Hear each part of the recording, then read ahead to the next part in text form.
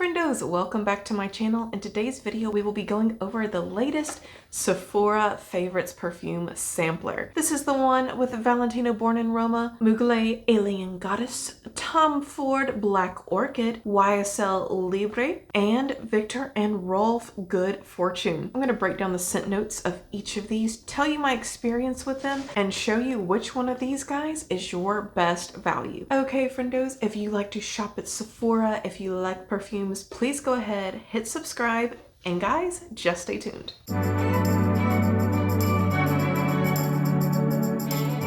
So if you're wondering, are we getting little coffret sizes of these perfumes? No, we're not. We're getting those same little crappy samples. So as you can see with these, you're getting the little 1.2/1.5 milliliter little crappy samples that you could get for free. Now this particular perfume set sells for $72. They advertise that the retail value is $102. I would beg to differ. That's just a matter of opinion. However, I still think that this perfume set is a really good buy. In this particular collection, we get a lot of fragrances that are fairly new to the market. Many of them have just launched in the last 1 or 2 years.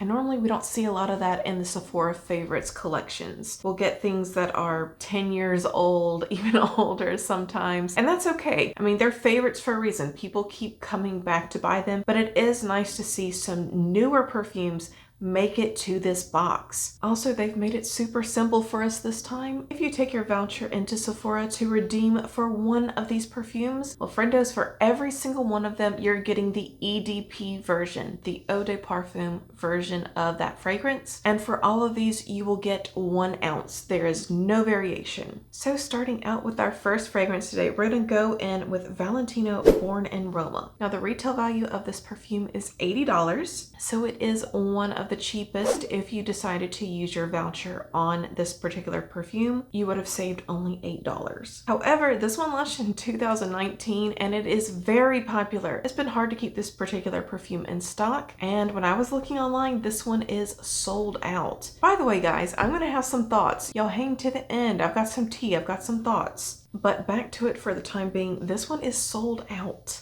It's sold out on Sephora, and no store within 60 miles of myself is carrying this particular perfume in the 1 ounce. So the notes are blackcurrant, pink pepper, bergamot, jasmine, jasmine tea, bourbon vanilla, cashmere, and guaiac wood. Now, every single one of these fragrances I at least like. There wasn't a single one that I had a problem with, and I feel like Valentino Born in Roma was one of the most long-lasting out of all the fragrances in the set, although none of them are weak. If I was going to give a theme to this Sephora Favorites, I would say that this one is Vanilla Beast Mode.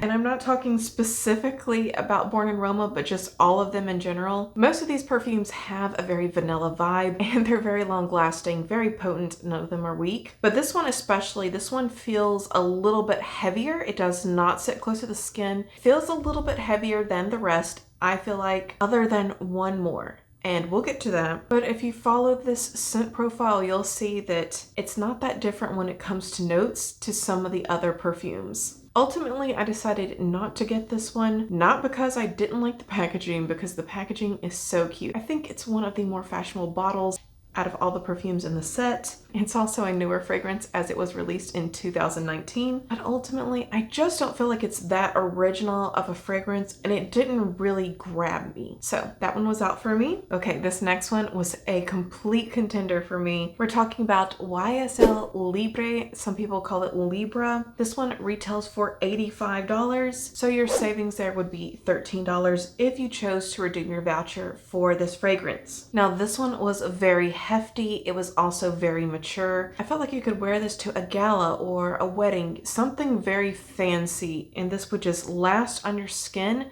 without it being too much. So the notes on this one are lavender, mandarin orange, blackcurrant, orange blossom, jasmine, Madagascar vanilla, musk, cedar, and ambergris. And if all the first notes that I listed off made you think, oh, that doesn't sound so mature, the ambergris and the musk paired together, that helps it to grow up. It helps it to come off as something a little bit more refined and not so fresh and juvenile. Not that there's anything wrong with a fresh and juvenile scent, but this is what wakes it up and brings it into maturity. If that's what you're looking for, this one's a good one. So my first time wearing this, I thought this would be the one that I would end up picking. Then as it wore on my skin, it started to remind me more and more of a fragrance that I wear quite a bit, and to be honest, I like a little bit more. So hear me out. This one reminds me of Dolce & Gabbana The One. Now, if you read off the scent list, they're not that similar, but the notes that they do share, I feel like really shine through on this fragrance. So the notes that they share are mandarin orange, jasmine, vanilla, and musk. And while there's no reason why you can't enjoy both fragrances, this one doesn't feel like a dupe. However, I could see this being a flanker fragrance for The One. The main difference is Dolce & Gabbana tends to be a little bit more fruity, whereas this one is a little bit more floral. So if you are someone who adores The One,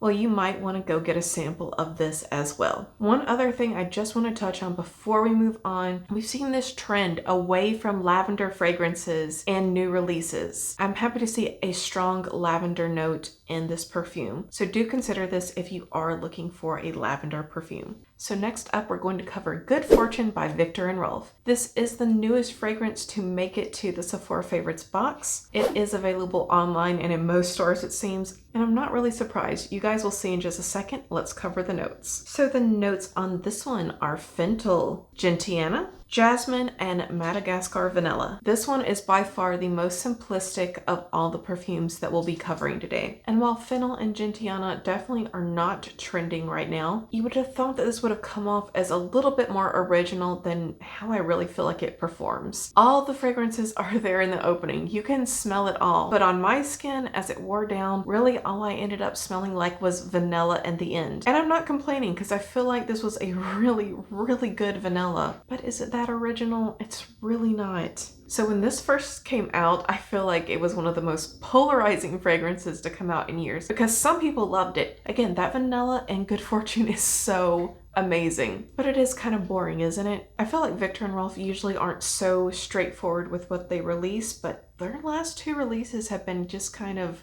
plain. And that's how other people felt too. Still, I liked it enough and it lasted long enough on my skin for it to be a definite contender for me. Next up is the oldest but the absolute best value for this set. We have Tom Ford Black Orchid, and it retails for $100. So yes, by far your best value. You will save $28 if you choose to purchase this perfume using that voucher. This one also holds a very special place in my heart. Back in college, I saved up all my little monies to go and purchase this perfume after smelling it in Lucky magazine. It's so popular that it's also sold out online on Sephora, so good job again, Sephora. So this was released in 2006. It is a unisex perfume, and dare I say, this one absolutely leans masculine. My friend Claire Smith, I feel like I reference poor Claire. She keeps getting dragged into all my videos against her will. But she was telling me that Black Orchid smells very sweet on her skin. Nothing could be further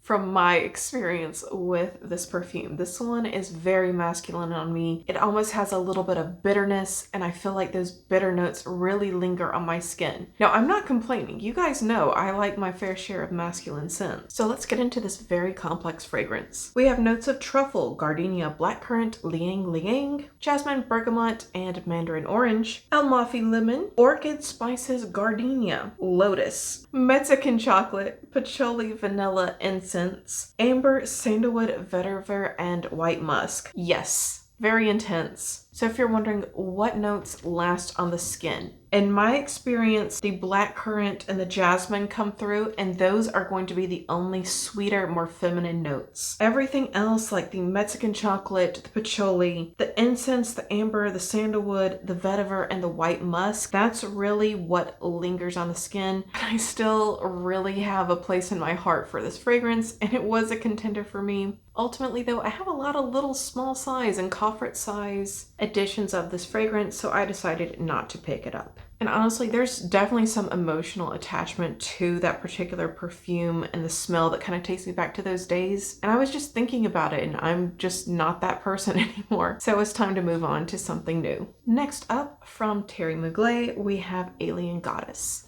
Now, the original Alien is one of my all-time favorite perfumes. I've gone through countless bottles. I shouldn't say countless bottles, but quite a few. A shameful amount of this particular fragrance. But Alien Goddess is the flanker fragrance that came out in 2021, so it's fairly new as well. At the time I was doing my research, this was not sold out online, but if I was going to redeem this in a store, there was only one available within 60 miles of myself. The notes are coconut water, bergamot, jasmine, heliotrope, bourbon vanilla, and cashmerean. So yes, some of the same notes that we also see in YSL Libre. What I really liked about this one was the heliotrope that comes through and the cashmerean. I'm a sucker for coconut water. I wish that we would have gotten a little bit more of the aquatic vibe, but I do feel like that note dissipates very quickly in this fragrance. Ultimately though, this one was my pick. So yep, I went to Sephora today. This one was not my best deal. This one does retail for $87. But here's the package she came in. And this one, you guys, is not to be confused with Alien Goddess Intense. They are very different. So we have this nice little white and gold floral design on the outside. The Alien Goddess looks almost the same as a box that you will get of regular Alien. And it's a glass yellow gold bottle. So fresh, so sweet. Love that cashmere note. And I don't really have a bourbon vanilla scent in my collection, so I was happy to add this one in. It was just something that was more original that I didn't own before. This one was also the most beloved out of all the perfumes in this set by my household. I always do a little smell test where I try to get the hive mind's reaction to these different scents, and for sure this one was everyone's favorite, so I really do feel like I chose the right one. And since I don't have very good self-confidence and I have trouble making my own decisions, I'm really glad that I just listened to what everyone else told me to do. Of course, I'm kidding. I do love this perfume and I'm glad that everyone else did as well. Okay guys, please sound off down below. Let me know if you've tried any of these fragrances that I talked about today. Which are your favorites? Which ones do you think are hits? Which ones do you think are misses? What do you think about Sephora having all these sold out fragrances listed in these sets? I actually have a theory, and here comes the tea. If you waited to the end, if you waited for the tea, I feel like it could be a market strategy where a lot of these perfumes are sold out so that you pick out which fragrance you like best, you have your voucher in hand, you realize that the one that you picked out from that voucher is no longer available in the store, or at least not available at the time that you are willing to redeem it. You put it somewhere waiting for it to come back, and then you eventually lose it, and then they get to keep your $72. No, I'm not saying that that is what's happening, but I am suspicious. Okay guys, let me know your thoughts. I can't wait to hear back from you guys. Y'all always have excellent insight. If you did enjoy today's video, please don't hesitate to give me a big thumbs up. Subscribe if you have not done so already, because if not, we'll both have to live in the sorrow of never knowing what could have been. All right guys, have a fantastic rest of your day. Bye.